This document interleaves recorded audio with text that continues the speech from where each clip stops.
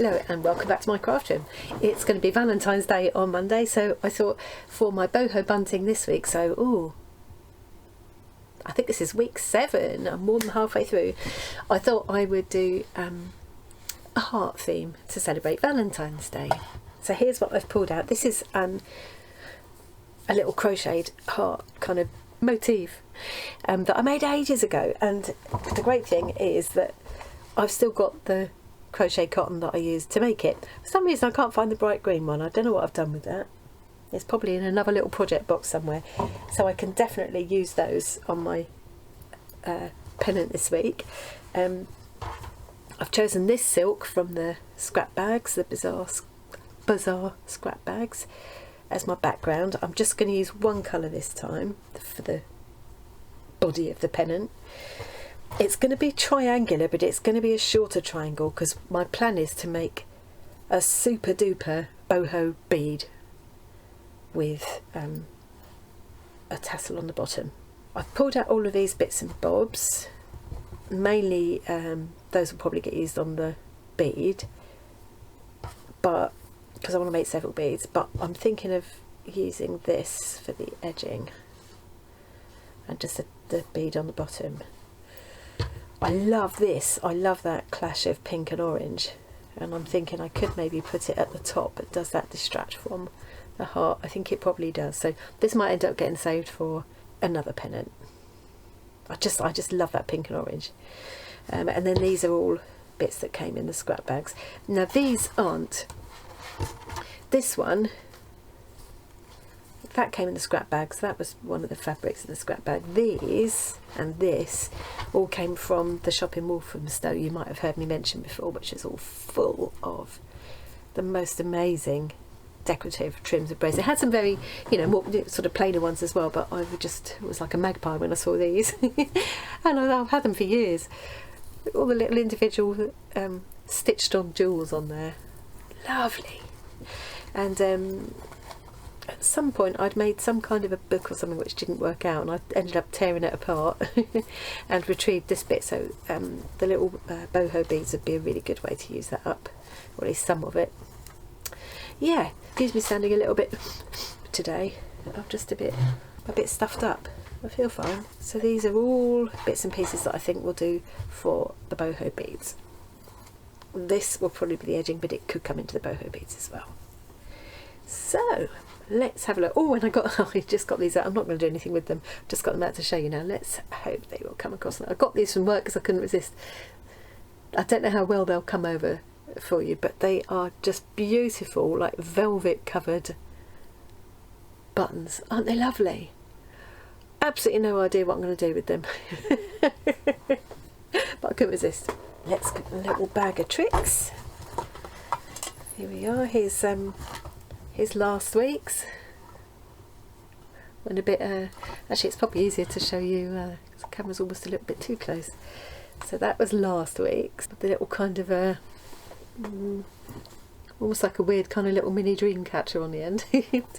Totally unplanned. I'm not sure what order these were in. So that's 1, 2, that's one of my favourites. I like the bells on the dangler, and I like the mirrors and things. I love my little tassels on that one.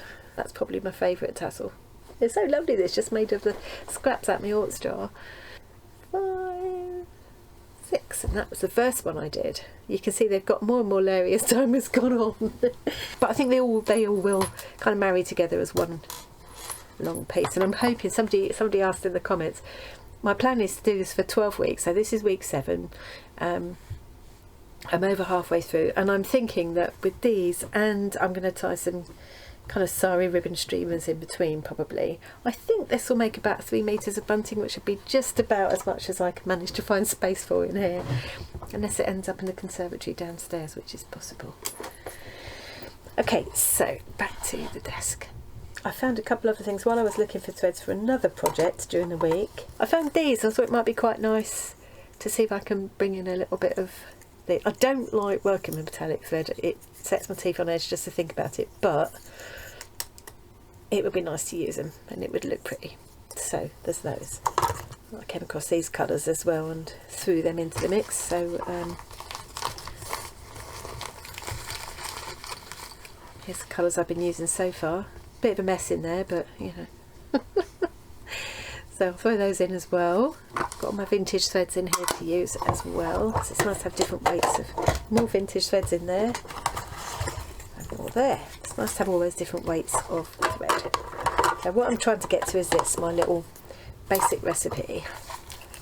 To anyone that's not seen it before, I had 5 basic pennant shapes. Now I added a new one last week. It suddenly dawned on me that I hadn't got this shape, and all I did was use the basic rectangle. I cut out all my, I just used the basic rectangle and then did that to get this shape. So this week it's going to be the heart. And I think I'm going to go for the triangle, but because my boho bead's going to be so big and have a long tassel on it as well, I need to make the triangle much shorter. And there's no point just cutting it off there, because that won't be wide enough to put my heart on. Where's my heart gone? So yeah, it needs to be as wide as that at the top, but it needs to come down much more steeply to about there, and then I'll have the great long boho bead. So the idea is that I will cut my shape, choose my plique shape.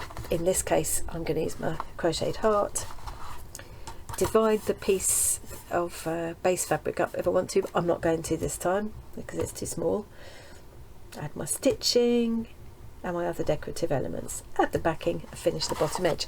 So I'm planning to use this as an edging. I think the orange pom-poms are going to be better on a rectangle piece.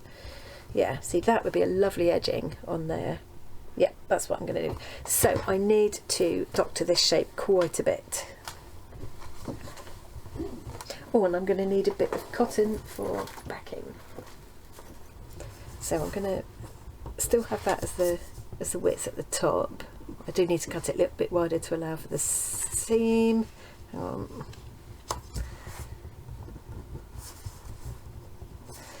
But then I want to bring it in about there. Right, so I've got my the base of my pennant cut there. So if I measure those up against each other, you can see that's allowing me plenty of room for a nice big boho bead and a tassel, and it still won't be too much longer than the others, probably about the same length. So now I've got that base, that backing piece cut. I want to pin this piece of silk to it. Which way around is it? And then I'll just baste it all together. So let's get some pins. Still haven't made my pin cushion or my needle book. So now I'm just going to run a quick running stitch around all of the edges. Don't need to leave the top open because I'm not turning this through. This will be, when it's finished, it'll be put on a final piece of backing fabric, and so it doesn't matter what I do here, it's not going to show. So I'm going to do a running stitch all the way around, apply my crocheted heart to the centre, and then later on in front of the telly I will use these crochet cottons and some of my embroidery floss to add some decorative stitching. There won't be so much decorative stitching this time because there's just not an awful lot of space. The star of the show is going to be the crocheted heart and the boho beaded tassels, boho tasseled beads. So I'm going to quickly tack that on, and then I'm going to show you how I make the boho beads, because that's a fun part for this week. I've finished tacking in my usual ramshackle fashion. I've sort of basted the backing onto the silk, or the silk onto the backing. I will probably leave those basting stitches there because I quite like the look of them. I've used this vintage thread, which it does, I wouldn't put it in my machine, partly because there's not enough on there to bother with, and partly because it does have a little bit of a tendency to break in places really easily. So, but it's perfect for doing this kind of thing, and I love it, and I love these old wheels. I have a plan for what's going to happen to them when they're empty. So I've done that, and I've also tacked on my crochet motif. And then the plan will be to do a few lines of decorative stitching around that, as many as I can comfortably fit in. I've practiced a couple. I've been watching Sarah Humphrey embroidery again. I will leave a link to her. She's brilliant. She shows it it's so well filmed. She explains it so well. She's really sweet to listen to as well. Anyway, so I've practiced a couple of stitches that she was demonstrating. It's a video called 5 different stitches for lettering, I think, something like that. And I'd never heard of these, so this one was my attempt at Palestrina stitch. I've tried it close together and far apart just to see what the difference is. See if I can get it. Yeah, it's quite an interesting stitch where you get a sort of a straight piece and then a knot, and a straight piece and a knot, and you can vary how much you leave, how much space you leave between the knots. So that's with them close together, which I quite like the look of. These first two weren't so close together. Then I tried them really far apart, and actually I quite like the look of that as well. It almost makes the knots to me stand out more because there's the straight stitch in between. Then I thought I'd try taking really wide stitches and see if the knots could be really fat. I think that probably just looks a bit messy, really. I might experiment though and see if you could wrap the thread again and make a really big fat knot there. So yeah, I really love that Palestrina stitch. I'd never heard of it before, so I'm going to have a go at doing some of that around because I think it would almost look like part of the crochet but with the fabric in between, which I think would be really nice. And I will be doing it with the crochet cotton. I experimented. I found that one of my chenille needles stitched through this fabric well enough, and it's got a big enough eye for this thread to go through. The other one I tried, which wasn't very successful, so I need to practice more. You can kind of see the idea of it. It's called cable chain, so it's a bit like a chain stitch, but you create this little link in between that links them together. You can sort of see where I was going there, but clearly I need a lot of practice. So I will have a go at that this evening, and a couple of her other stitches she suggested for going around lettering, because I think they'll work well for going around this heart shape.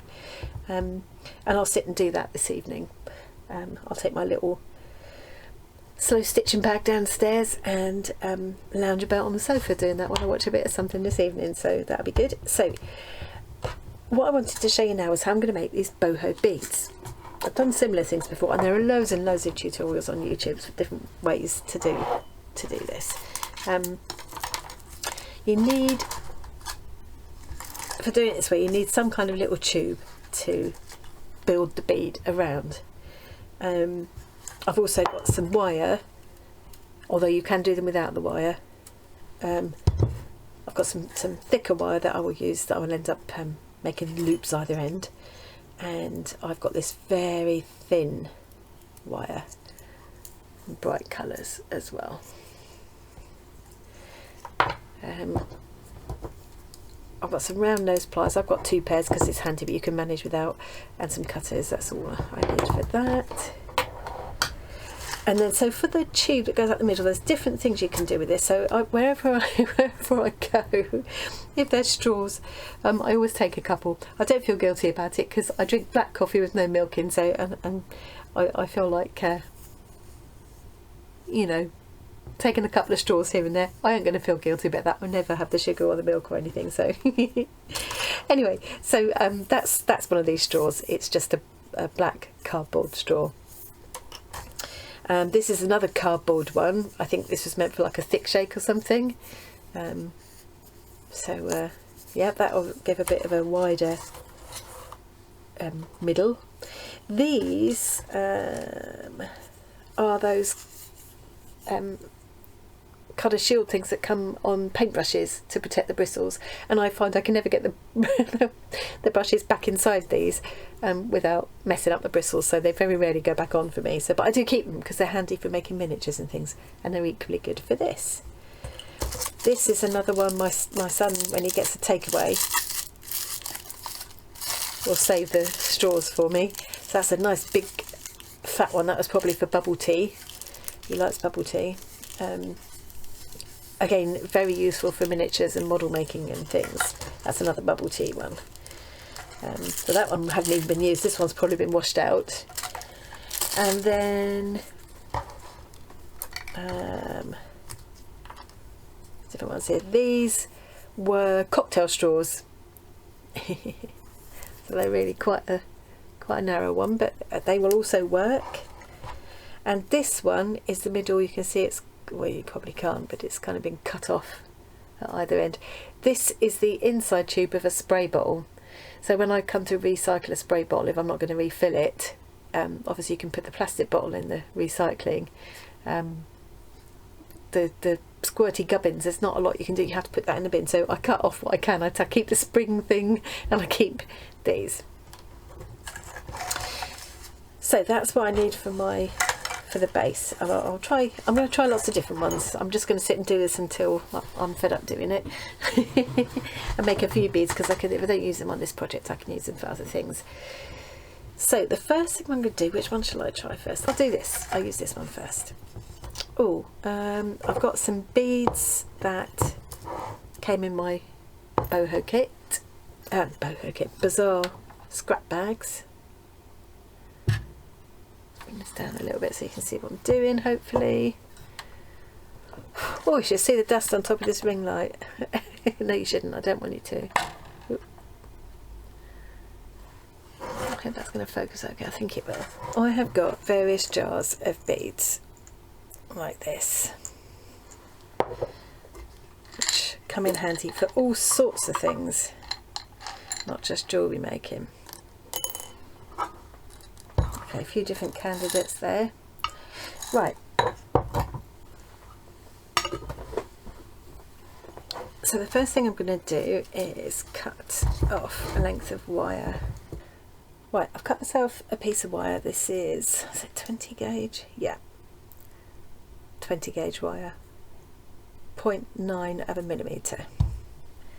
So it's easy enough to bend, but it's kind of robust enough to hold its shape.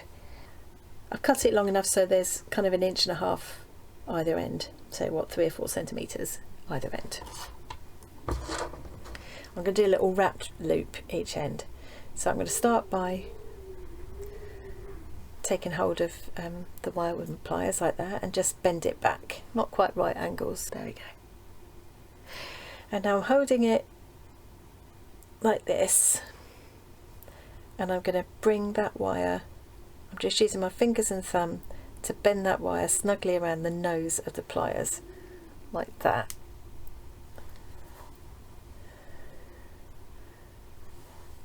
And then I'm just loosening my grip on the pliers so that I can turn them, and then take hold of the wire and bring it all the way to the back. So now I've got this going on. There we go. You've got a nice little round loop there. Now I'm going to let go of the loop, keep hold of it on my left hand and put my pliers right across that little loop that I've formed like that, and then this free end I'm going to wrap around. The wire's soft enough I could probably do it with my fingers, but I tend to find I can get a closer wrap if I use another pair of pliers. But you know, I only had one for a long time and I did manage to make it work. So I'm just taking this little short end and wrapping it around and around the longer length of wire.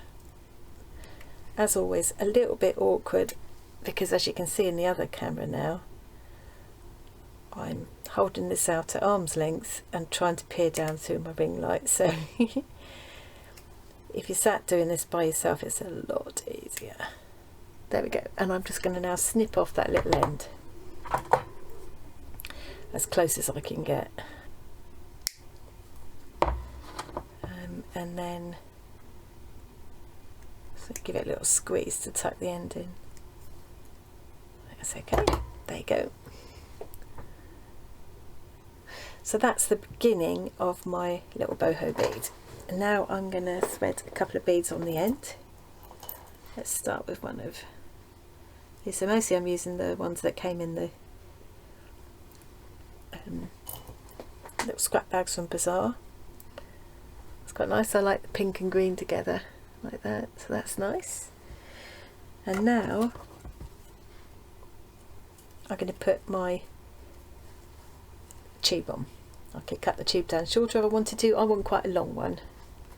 So now, keeping all these held snugly down with my left hand, I'm going to do the same thing, the wire wrapped loop on the other end. So it's a little bit awkward, but it's not impossible. I'm going to be able to squash that a little bit flat, because that'll be fine. That'll be easier to hold. Okay, so I need to leave enough space to wrap the wire.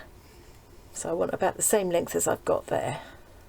So I'm going to start there, and I'm going to just bend it back. As before, not quite right angles. Grab hold of it in about the same place, up the nose of my pliers, so that the wire loops hopefully end up roughly the same. I ain't too bothered. And now I'm holding it like this again, and I'm going to just use my fingers and thumb to bring that wire snugly around the nose of the pliers towards me, like that. There. Now just like loosen my grip on the pliers so I can turn them, and hold it this way, and take that wire back the rest of the way to form the little loop again. Let go, grab that wire loop with the pliers right across it, and now use the either finger and thumb or another pair of pliers to wrap this wire around the end. I haven't left quite enough. So I'm being completely stupid because I've forgotten to put my beads on.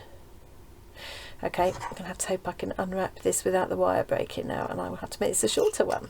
That's okay, that's okay.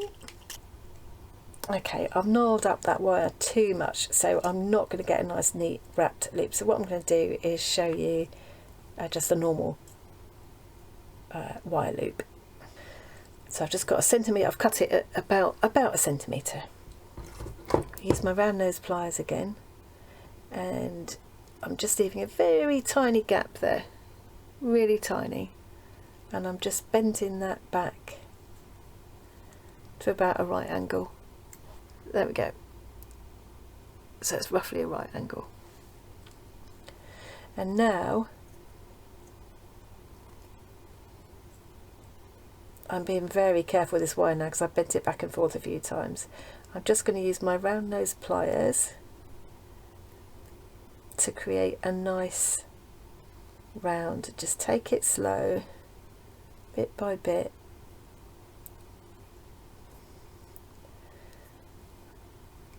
And create a nice round loop. It's not the best ever because yeah, the wire's gone a bit gnarly now, but you can see the idea. So I'll probably have that at the bottom with just the tassely bit hanging off it, and this will be the top where it needs to be more decorative. So the next step, this is where it starts to get really fun, is to take some fabric. Let's try this one. I think that's going to be about the right, yes it is. Doesn't need to be very much, just a little bit of fabric.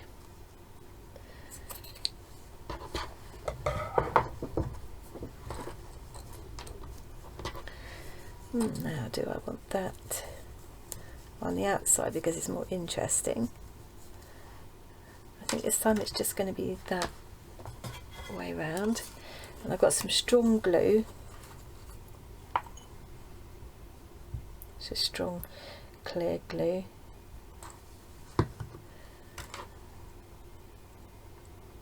Looks perfect size, isn't it? Completely unplanned. And I'm just going to wrap this pretty tightly. Now this is elasticated, this fabric. It's like got shirring elastic through it, so that's making it a little bit tricky. Don't want to get glue all over my cutting mat if I can help it. And then I'm just going to put some more glue on this end to finish it off. It's not the end though, just to finish off that piece of fabric. Quite fancy bringing a bit of orange into it actually. Yeah, let's have a little bit of orange. It only needs to be a tiny bit.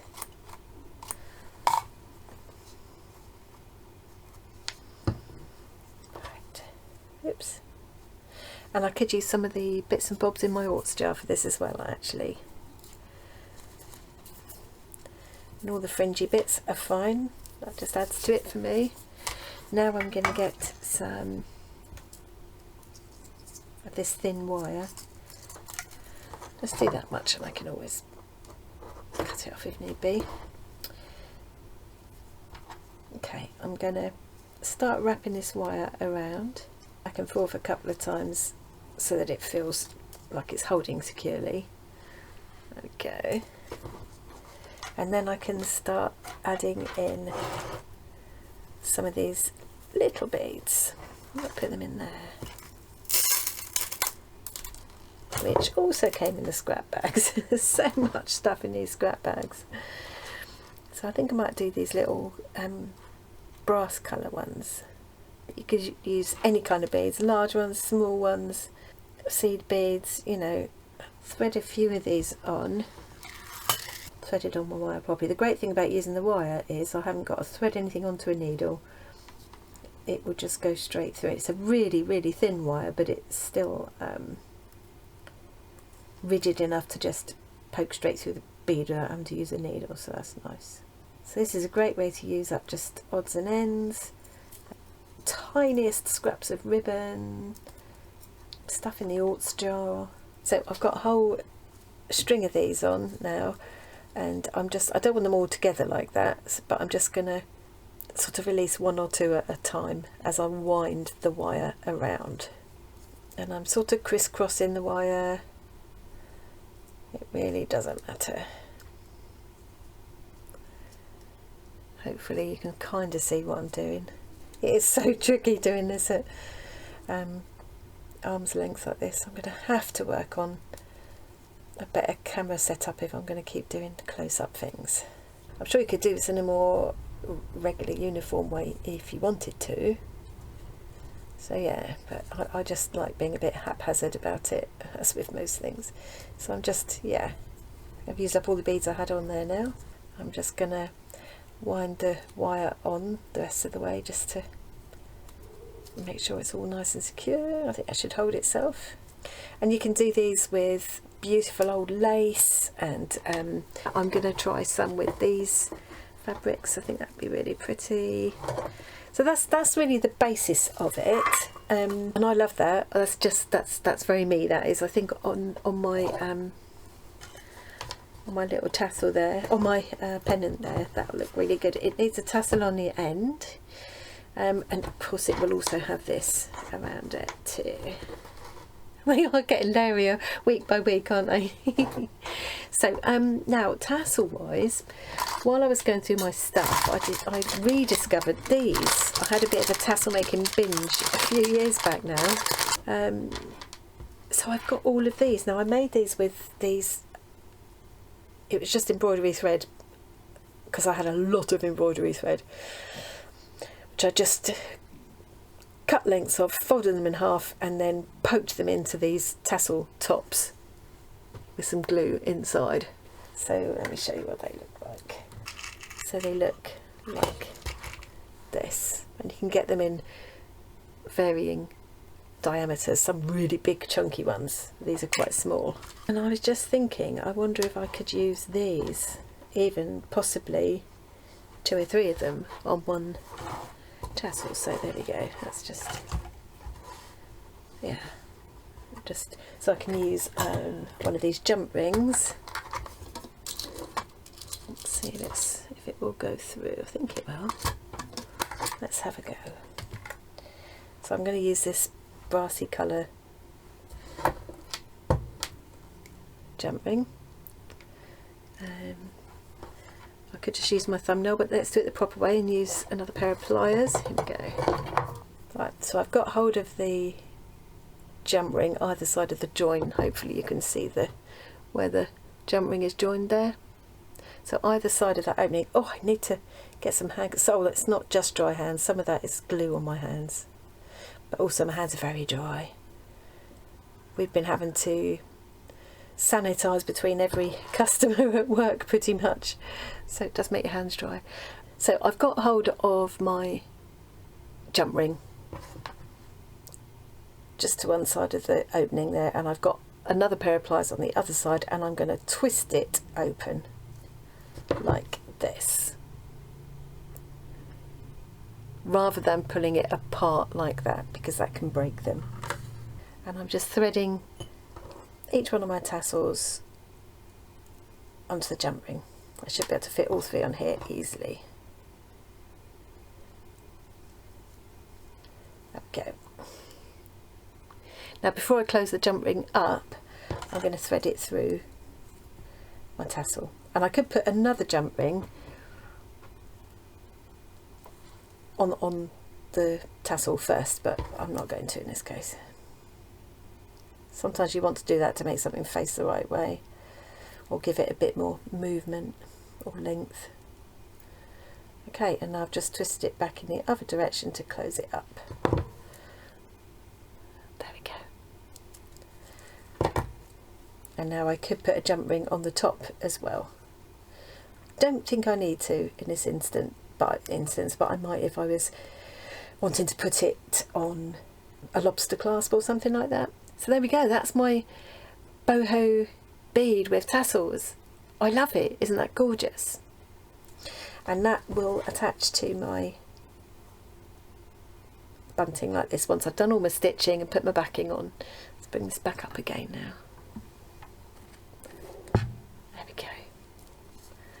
I made a lovely colourful mess here, haven't I? So yeah, I'm really pleased with that. And how quick was that to do? And I'm going to sit and do a few more while I'm at it, because I think that'd be quite fun to do. And I will come back tomorrow, show you how my stitching turned out, show you how the pennant looks with its tassel, with its tassely bead on, and also I'll show you the other beads that I've made. I don't think you're going to want to sit and watch me wrap loads and loads of these, but if you are interested in seeing a video with me actually making up more of these, then just say, and I'm happy to do that. I just feel like I don't want to make this video too long. So quite happy with my progress so far. Hang on, I've got no room left to use my mouse. Come here. There it is. Here's my little this week's pennant so far with this week's gorgeous boho tassel. Really looking forward to making a few more of these. So I will be back tomorrow to show you how it turned out, and also hopefully a few more boho beads. Thanks very much for joining me. I hope you enjoyed watching that, and I will see you again tomorrow. Bye.